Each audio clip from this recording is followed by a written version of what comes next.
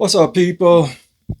This right here is going to be a little tutorial on rhythm, especially like when you want to play funk. Now, Prince, he kind of summed funk up better than anybody I ever heard. He said, somebody asked him, how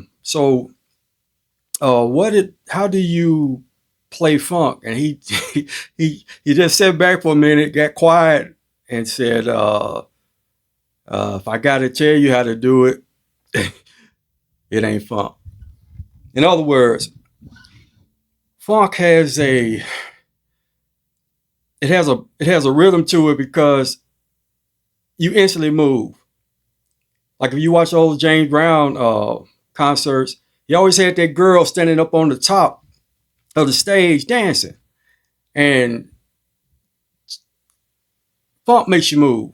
If it makes you move, it makes you groove. Now, here's the key to playing when you're playing bass, is you're part of the rhythm section. Now, what do I mean by that? What I mean is, first thing, apologize for the noise that you're hearing. This is my first time doing this. I didn't put a noise gate on or anything. I just want to hurry up and get this while it's on my mind. But anyway, so I know when I play a lot of these videos, when I'm playing, you might see see the bass moving all over the place. Well, there's two reasons I'm doing that. First reason is when I play and I'm hearing that music in my head that I'm playing to, I have to do that. If I don't, I'll start dancing to the music and forget stuff, and I'll stop playing. But anyway, that's first thing, because it's supposed to make you want to dance. But the second thing, being a bass player and being in the rhythm section, is the drummer is the one that holds the groove, because the kick drum is the heartbeat of the music. The kick drum is what the bass has to sync with. And I watch a lot of bass players play, and they're playing, but they're playing by themselves. They're not playing with the rhythm.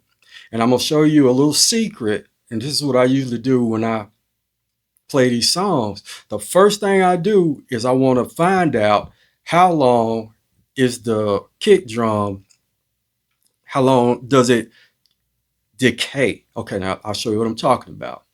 And that's the reason you see me doing this a lot.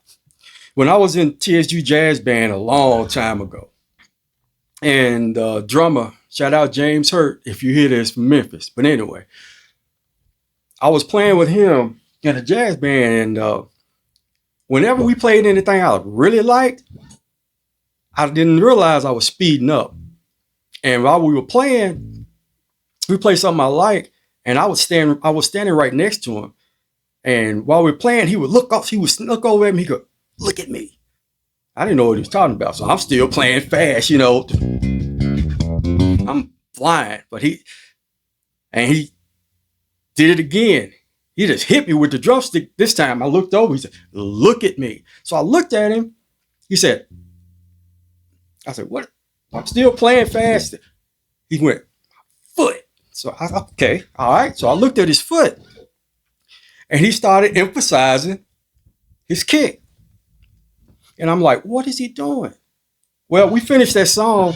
We had another song. It's kind of slow, so I didn't speed up on that one. But that was a little bit slower.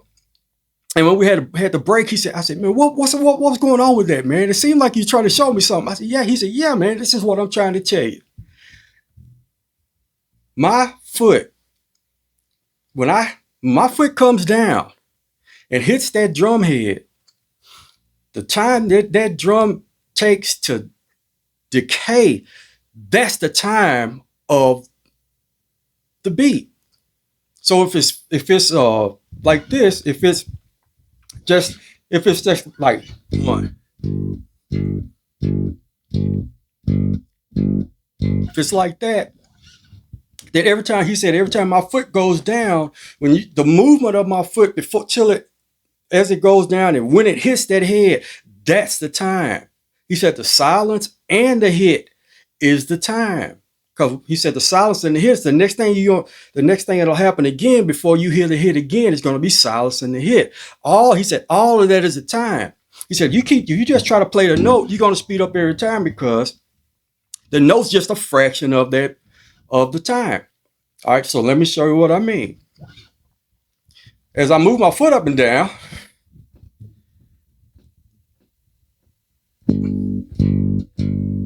I'm using the whole time as my foot goes up and goes down, just like a drummer would do when he hit the pedal. So when he hits the pedals, when he hits that pedal, the time starts over. Okay. Now I'm gonna show you. I'm just gonna mute everything here, and I'm gonna play these drums. I'm gonna let you see what I'm saying. Okay. Now you see? You hear those drums? You hear that kick drum? Boom, boom, boom, boom, boom. It's not pop, pop, pop, pop. It has time. Boom, boom, boom. Now, that is telling you how long to play the note. How long to play your notes.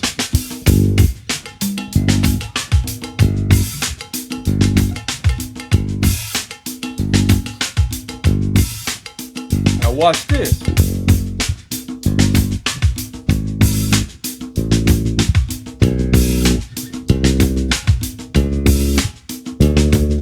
Now I'm going to extend those notes. I'm going to hold those notes out.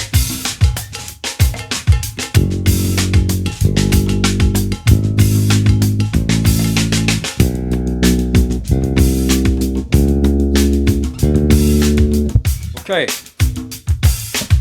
So what I'm showing you here is the time, the sound of the kick drum when it starts and when it finishes is the time of your quarter notes. And when you know the time of your quarter notes, you'll be in time the whole time that you play. Now, since we're talking about funk and being on the one, that one note is the one that you want to hold a long time on. Okay, I'll show you. 3, 4, 1, 2, 3, 4, 1, 2, 3, 4, 1, 2, 3, 4, 1, 2, 3, 4, 1, 2, 3, 4, 1, 2, 3, 4. Now this time what I'm going to do is I'm going to add some more notes to it, but they're going to vary. Now here's another thing I want to tell you about funk and that kick drum, because that's the key to this whole thing when it comes to it. The kick drum also lets you know the tone of your bass as well. Now, if you notice this kick drum here, it's kind of fat and it's kind of muddy. It has a little bit of a tack on the top end of it where it's kind of bright, but after that brightness goes away, it kind of dulls out. Well, if you try to do the brightness, and I'm gonna brighten up my bass here. See how bright that is? Watch what happens when I try to hold those notes out.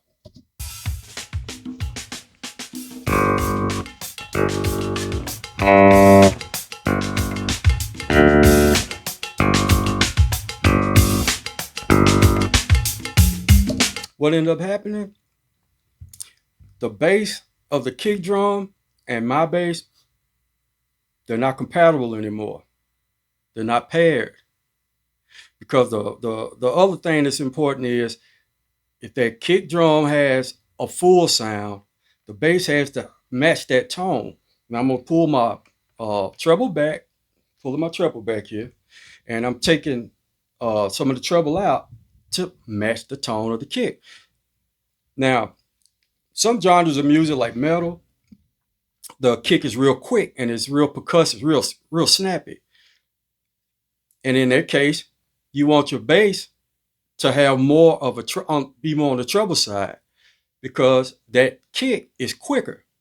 So depending on how quick the kick is or how quick it decays, that determines how the tone is going to be. Okay, so now pull my bass, take some more of this tone out. All right, I got some more of the tone out. Now we're gonna go with that kick again.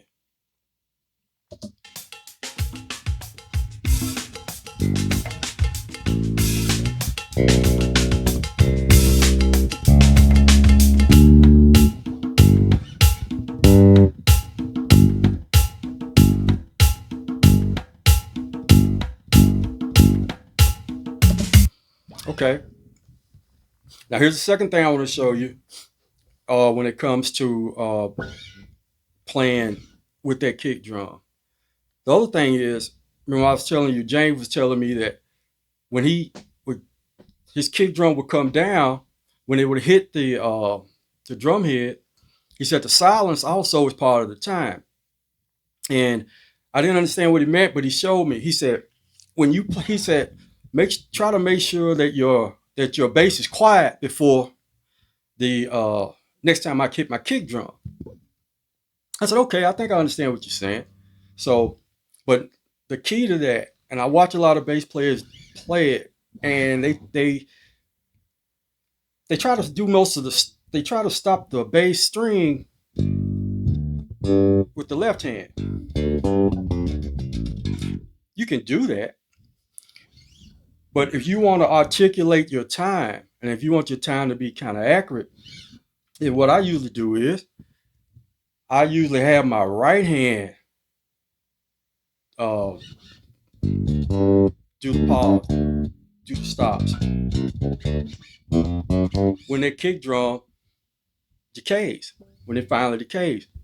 Now, the other thing about this right hand, the right hand also, you can use your right hand to determine what types of notes you're going to play. You want to play an eighth note, you want to play a 16th note, you want to play quarter notes. Now I'm going to show you what I mean.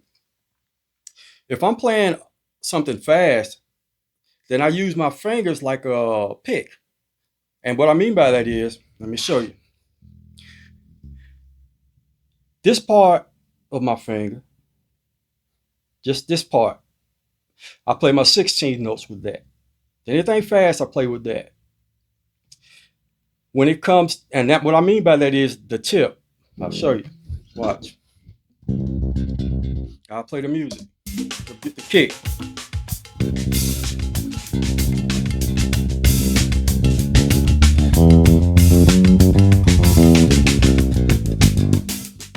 But you notice when I play those 16ths, I'm always stopping it with muting it with the other finger. I'm not just running them together. There's a stop there. Now, that's when I'm playing something that needs 16ths, needs quick notes. When I'm playing something that's a little slower than that, what I use is I'll use the, what do you call this? The curve part, the fat part of the first finger. I'll use that kind of like a little bow, like a violin. I'll do it this way. You can see it. Instead of playing this way, I play this way. See, watch.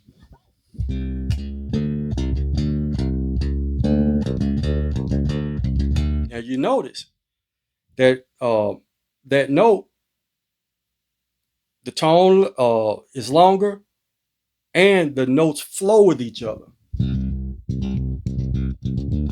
See?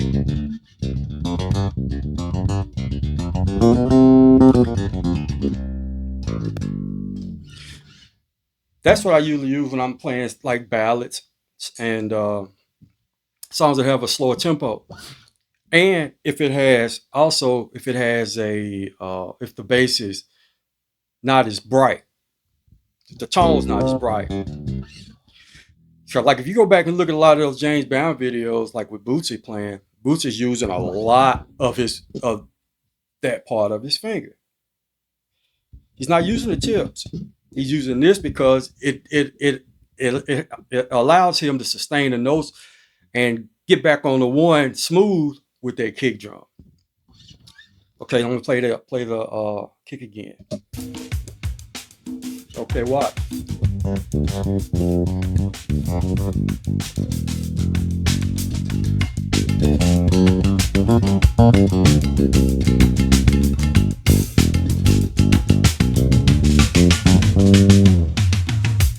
Okay, so the depending on how you want your notes to how long you want your notes to play, that determines, for me at least, where I'm going to position my fingers and how I'm going to play it. If I need to play something quick and the kick drum is quick, I'm on the tips. I'm on the tips of my fingers. If I have to play something that's like that, this little fun thing here, that's why I say I'll use more of my finger, but I'll use it like a bow. In other words, I get more time out of the note compared to that. It's a lot smoother and it rounds the note out. Especially when you're playing funk, that's what you'll end up getting. That's what you want. Okay, so now this time what I'm gonna do is I'm gonna play on the one. I'm gonna make sure everything go back to the one, like.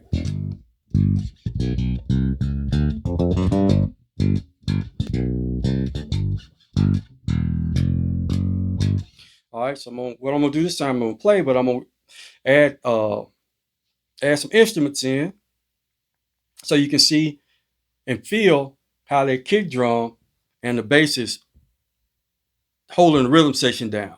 And you'll notice the guitar, cowbell, those other instruments are also holding their notes around the same time as their kick drum.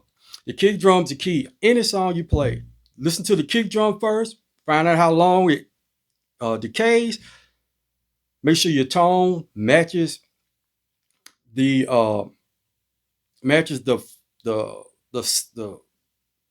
tone of the kick, and you should be good. All right, so let's add some instruments in here. All right, just the bass.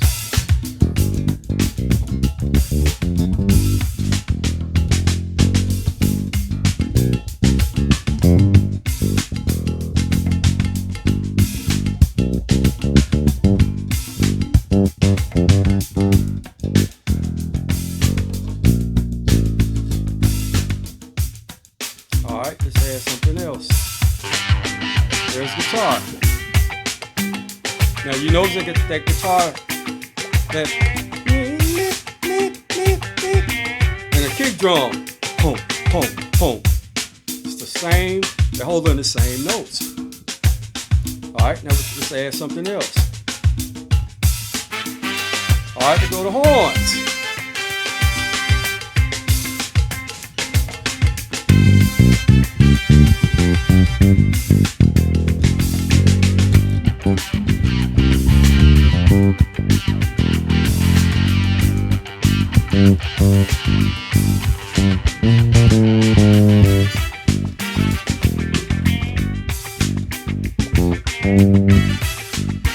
On that one, 1, 3, 4, 1, 1,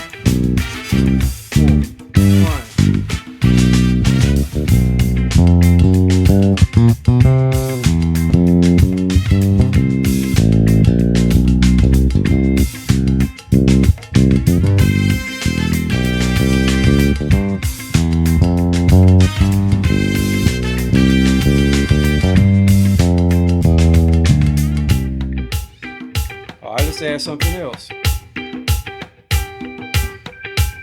All right, there go the keys.